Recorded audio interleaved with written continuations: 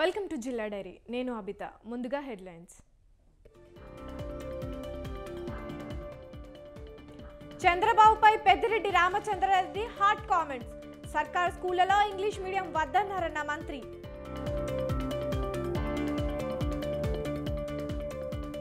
తిరుమల శ్రీవారి సేవలో తుమ్మల నాగేశ్వరరావు. ప్రజలంతా సుఖ సంతోషాలతో ఉండాలన్న మంత్రి.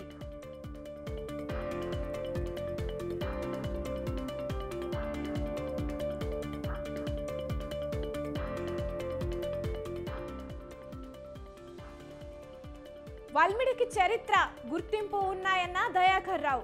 గుట్టను విస్తృతంగా అభివృద్ధి చేశానన్న మాజీ మంత్రి.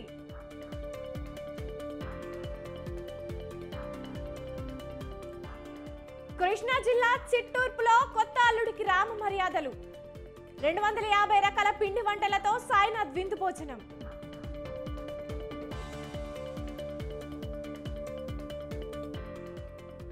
బాసర శ్రీ జ్ఞాన సరస్వతి ఆలయంలో భక్తుల రద్దీ. గోదావరిలో పుణ్య స్నానాలు, అమ్మవారి దర్శనం.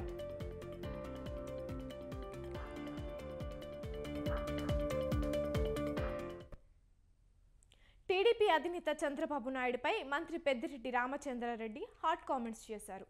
చిత్తూరు జిల్లా సోమల మండలం నంజంపేట జడ్పీ ఉన్నత పాఠశాలలో జరిగిన స్వర్ణోత్సవ వేడుకల్లో మంత్రి రామచంద్రారెడ్డి పాల్గొని మాట్లాడారు. గతంలో చంద్రబాబు నాయుడు ప్రభుత్వ పాఠశాలల్లో ఇంగ్లీష్ మీడియం అవసరం లేదన్నారని మంత్రి వ్యాఖ్యానించారు. లోకేష్ చదివింది కూడా ఇంగ్లీష్ మీడియమే కదా అని అన్నారు. పేదలకు ఇంగ్లీష్ మీడియం ఎంత అవసరమని మంత్రి పెద్దిరెడ్డి చెప్పారు. విద్యార్థుల భవిష్యత్తును దృష్టిలో పెట్టుకొని అనేక రకాల సంస్కరణలు కూడా తీసుకురావడం జరిగింది. ఈరోజు పాఠ్య పుస్తకం తీస్తే 3rd క్లాస్ నుంచి కూడా ఒకవైపు ఇంగ్లీష్ మీడియంలో ఇంగ్లీష్లో ఉంటే అదే తెలుగులో తర్జుమా చేసి ఇంకో పేజీలో ఉంటుంది. చంద్రబాబు నాయుడు మరి ముఖ్యంగా ఆ ఇంగ్లీష్ మీడియం ఏమవసరం, బిడ్డలంతా చెడిపోతున్నారు, తెలుగును అంతా కూడా చులకనగా చూస్తా ఉన్నారు తెలుగు భాషను. అదంతా తప్పు. మరి నీ కొడుకు ఏం చదివాడు? ఇంగ్లీష్ మీడియం కదా. నీ కొడుకు అసలు కవిడే సరిగా రాదు. మరి నీ కొడుకు మాత్రం ఇంగ్లీష్ మీడియం చదవచ్చు. మరి పేద పిల్లలు మామూలుగా ఇలాంటి పాఠశాలలో ఎవరు చదువుతారు? మన మధ్యతరగతి కుటుంబీకులు అంతకంటే తక్కువ ఉండే స్థాయి ఉండే వాళ్ళే చదువుతారు. జగన్మోహన్ రెడ్డి గారు వచ్చిన తర్వాతే కలియుగ ప్రత్యక్ష దైవం తిరుమల శ్రీవారిని తెలంగాణ రాష్ట్ర మంత్రి తుమ్మల నాగేశ్వరరావు దర్శించుకున్నారు.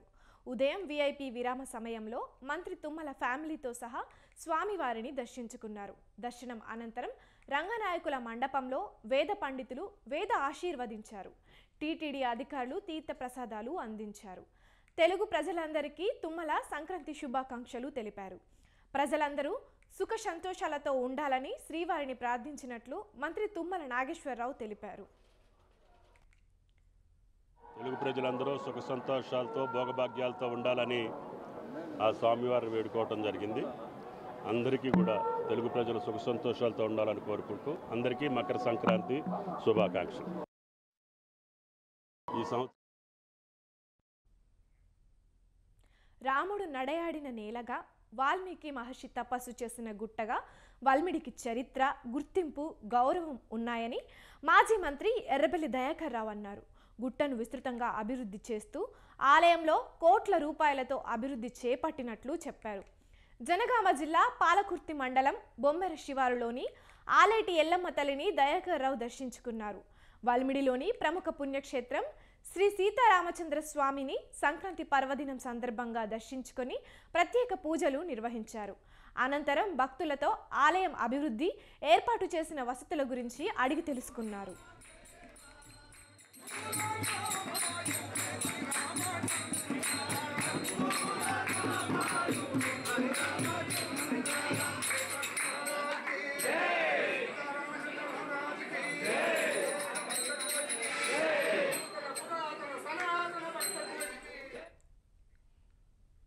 కష్టజీవుల కన్నుల పండగ, బీద సాదల ప్రియతమ పండగ, అందరికీ రారాజు పండగ అదే సంక్రాంతి పండుగ. పుణ్యప్రద పుష్యమాసం, ఉత్తరాయణ పుణ్యకాలం, సూర్య భగవానుడు మకర రాశి ప్రవేశం. ఈ శుభ సమయంలో వచ్చే పెద్ద పండగే మకర సంక్రాంతి. ఏ పండగలోనూ కనిపించని గొప్ప వేడుకలన్నీ మకర సంక్రాంతిలో కనిపిస్తాయి. ఏపీలోని జగ్గన్న తోటలో జరిగే ప్రబల తీర్థానికి 4 శతాబ్దాల చరిత్ర ఉంది. సంబరాల సమాహారం సంక్రాంతిపై స్వతంత్ర టీవీ ప్రత్యేక కథనం.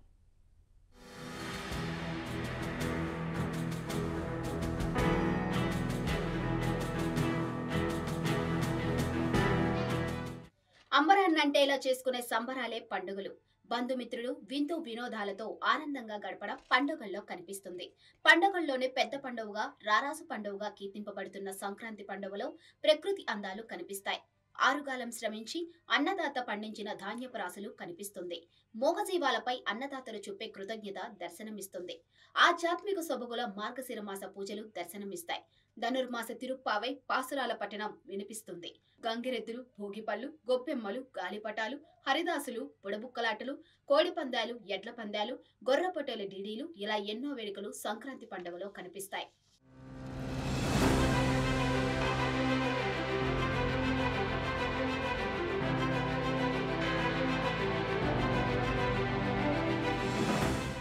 మనం ఇప్పుడు నిర్వహించుకుంటున్న 3 రోజులు సంక్రాంతి పండుగ పూర్వం నెల రోజుల పాటు నిర్వహించేవారు. ధనుర్మాసం ఆరంభం నుంచి అంటే డిసెంబర్ 16 నుంచి సంక్రాంతి పండుగ వరకు నెల రోజుల పాటు ఈ వేడుకలు నిర్వహించేవారు. పాత ఏడాది ముగింపులో 15 రోజులు, కొత్త ఏడాది ప్రారంభంలో 15, మొత్తం 30 రోజులను సంక్రాంతి నెలగా భావించి ఈ వేడుకలు చేసుకునేవారు. దీనిని నెలపట్టు అని పిలిచేవారు. చేతిలో చెడతలు, మెడలో దండలు, శ్రావ్యమైన గొంతుతో హరిలో రంగహరి అంటూ హరిదాసుల ఆగమనం కనిపించిందంటే సంక్రాంతి నెల వచ్చేసినట్టే. ప్రభాత సమయంలో హరిదాసుల భక్తిరస ఆటపాటలు కనిపించగా తెల్లవారేగా గంగిరెద్దు విన్యాసాలు కనిపిస్తాయి. డ్యూడు బసవన్నలను నందీశ్వరునుగా భావించి కొందరు భక్తులు పూజలు చేస్తారు.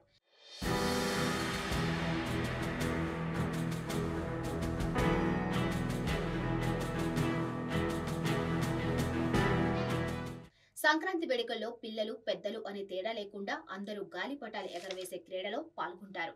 పదవే వయ్యారి గాలిపటమా, పైన పక్షిలా ఎగిరే గాలిపటమా అంటూ గాలిపటాలు ఎగరవేస్తారు. అయితే ఈ గాలిపటం తయారీ అనేది బ్రహ్మ విజయం కాదు. ఓ పాత కాగితం, 2 చీపురు పుల్లలు, కాస్తంత గమ్ ఉంటే చాలు గాలిపటం రెడీ అయిపోయినట్టే. ఇంకా ఈ సాంప్రదాయ పండుగలో ఎన్నో వేడుకలు కనిపిస్తాయి.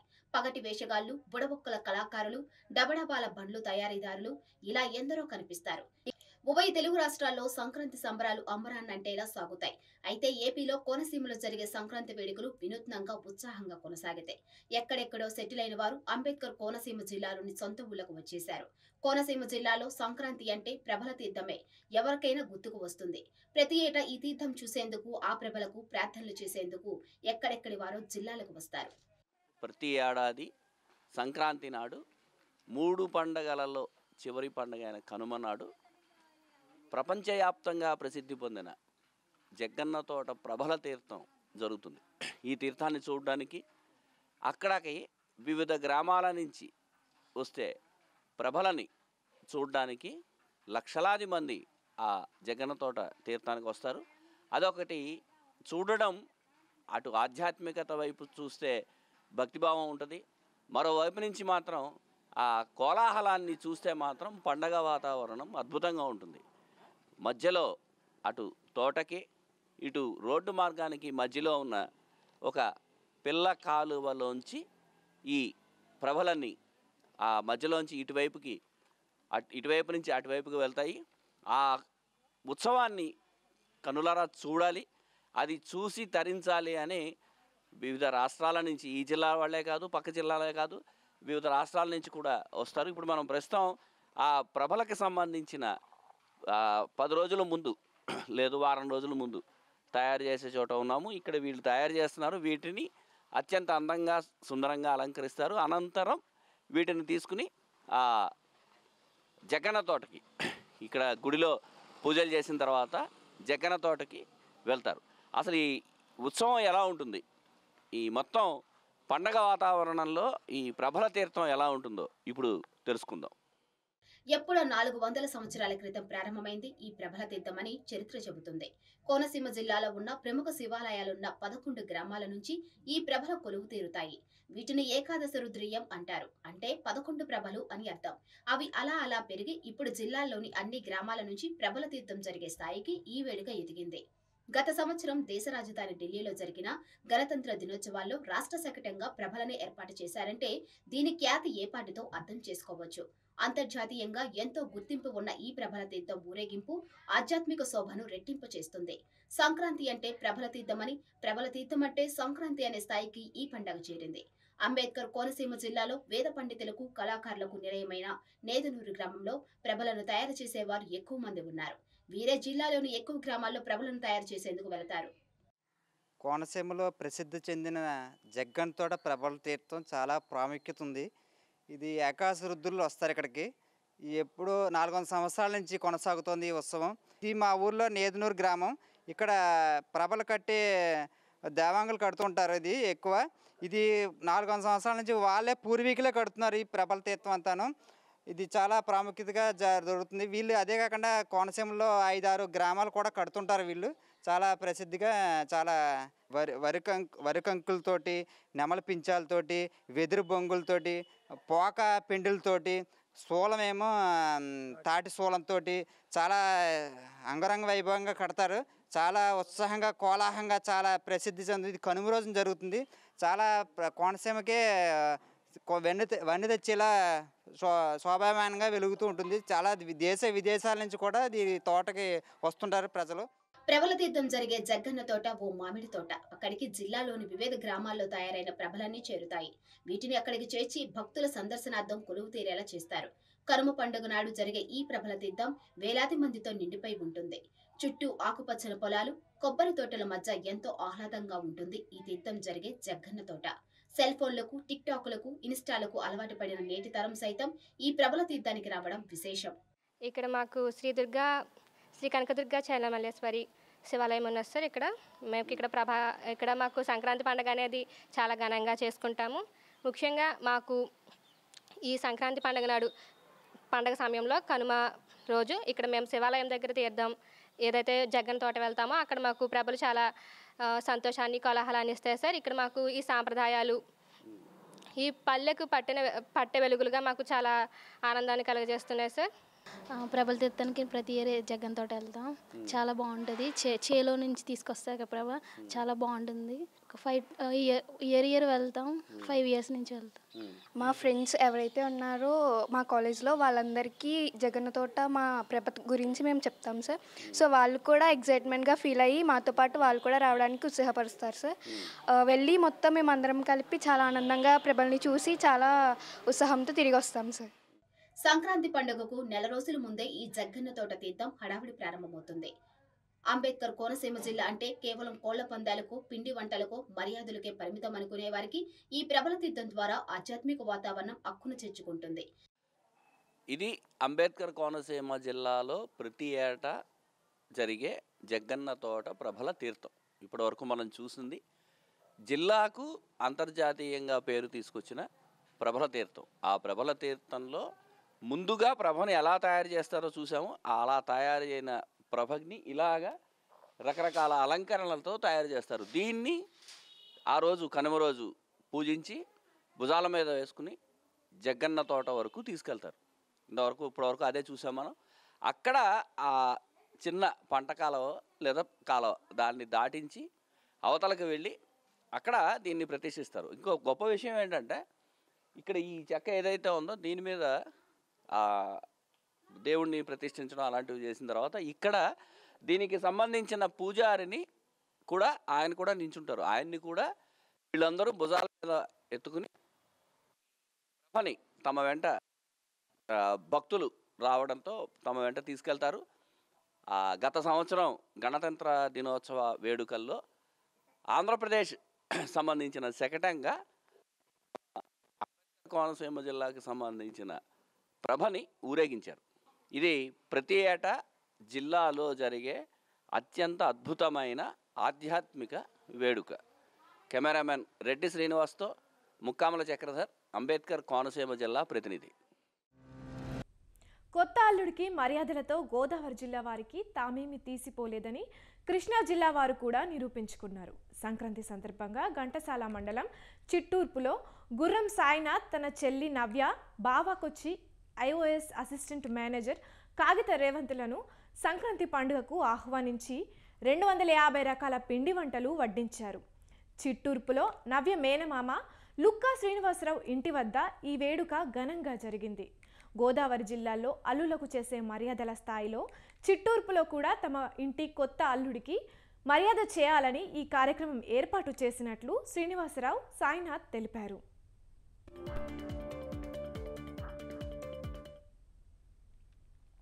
మా అక్క వాళ్ళ కుమారుడైనటువంటి సాయినాథు వీళ్ళందరూ ప్రతి సంక్రాంతికి క్రమం తప్పకుండా మా గ్రామైన చిట్టూర్పు మా స్వగృహానికి వస్తూ ఉంటారు.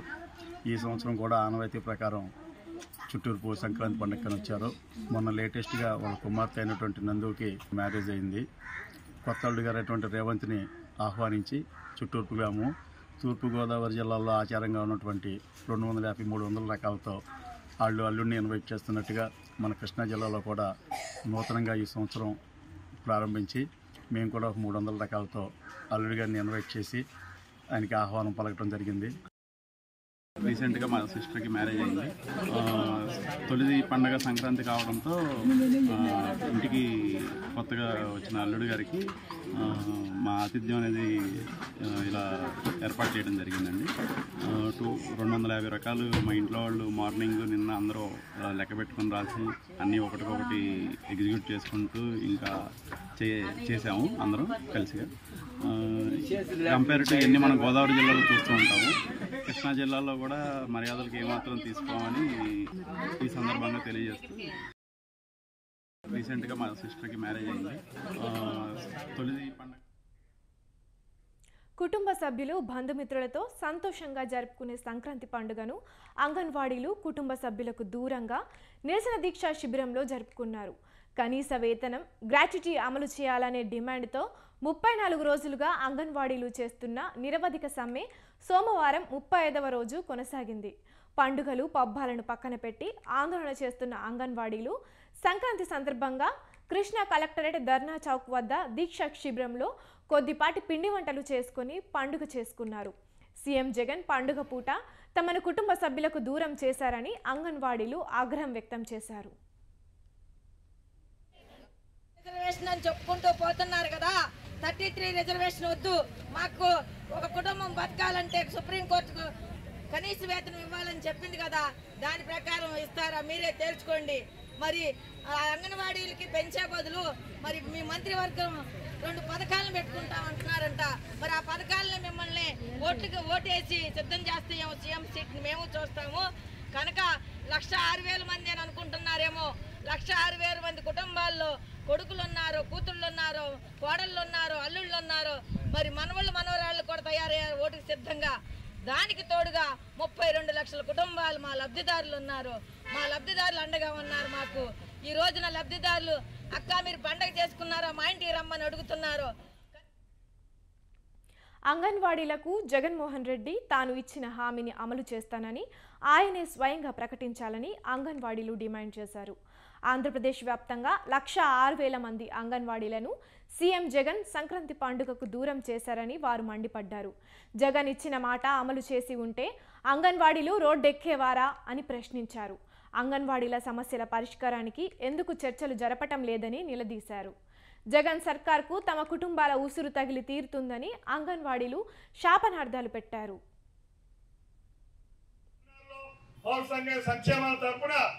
పూర్తి మద్దతు ఇస్తా ఉన్నాం. అంతేకాదు మీరు అందరు ఎమ్మెల్యేలకు విజ్ఞప్తి చేయండి. మేము ముందే చెప్పాను, ఈ ప్రభుత్వాన్ని దించేదాకు ఇంకో ప్రభుత్వాన్ని ఎక్కించడం మన ఉద్దేశం కాదు. మన న్యాయసమ్మతమైన సమస్యల పరిష్కారం కోసం చేస్తున్నాం. కోటి సంతకాలు సేకరించండి. మీరు ఎమ్మెల్యేల దగ్గరికి వెళ్ళాలని నిర్ణయించుకున్నారు.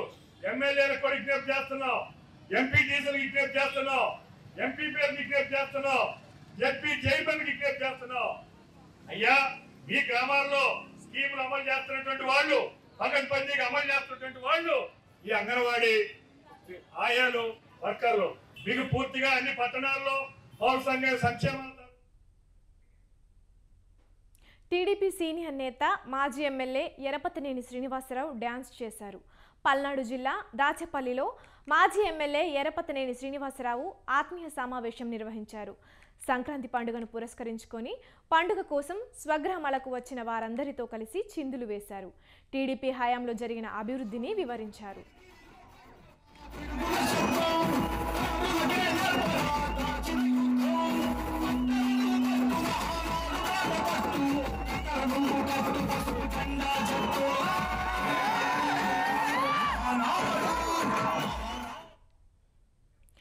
ఇవాల్టి జిల్లా డైరీ. చూస్తూనే ఉండండి స్వతంత్ర న్యూస్.